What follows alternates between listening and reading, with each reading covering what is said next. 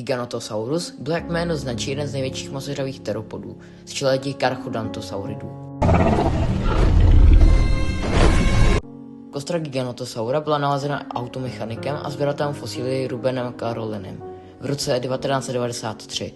Kostra byla popsána až o 2 roky později za kompletní asi ze 70%.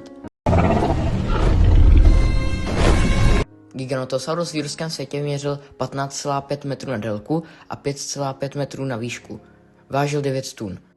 A Giganotosaurus v reálném životě měřil 13,2 metrů na výšku a vážil 5 až 8 tun.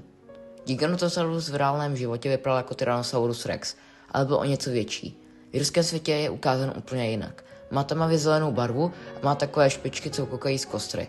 Na vrchu těla je pokryt černou barvou. Má menší a víc špičatou plachtu jako Spinosaurus. Jméno Giganotosaurus znamená obří jižní ještěr. Giganotosaurus žil před 99 až 95 miliony lety, což je doba pozdní křídy. Giganotosaurus dokázal se svojí váhou vyvinout rychlost 50 km za hodinu. První pohled na Giganotosaura máme v Biosinu, kdy spí v lese. Potom se objevuje ve scéně, když Tyrannosaurus našel mrtvou srnku a přijde Giganotosaurus. Pak se chvíli poperou a T-Rex odchází s prohodou. Potom, co se hlavní postavy shledají, tak je naruší Giganotosaurus, který sežere kolem letící kobylku. Když rodiny dojdou k žebříku, tak mizí leze, ale Giganotosaurus si jich všimne a zakloní se do železa okolo žebříku. Když ho Giganotosaurus vyrve, tak s tím chvilku bojuje a mezi tím rodinové vylezou na plošinu. Pak Giganotosaurus odhodí železo a zakousne se do spodku plošiny, kde málem spadla Ellie.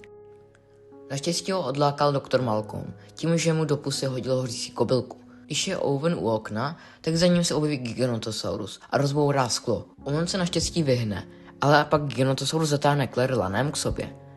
Pak Giganotosaurus dostane 2 střely u čenichu a dostane taserem do oka. Tím pak Giganotosaurus odchází.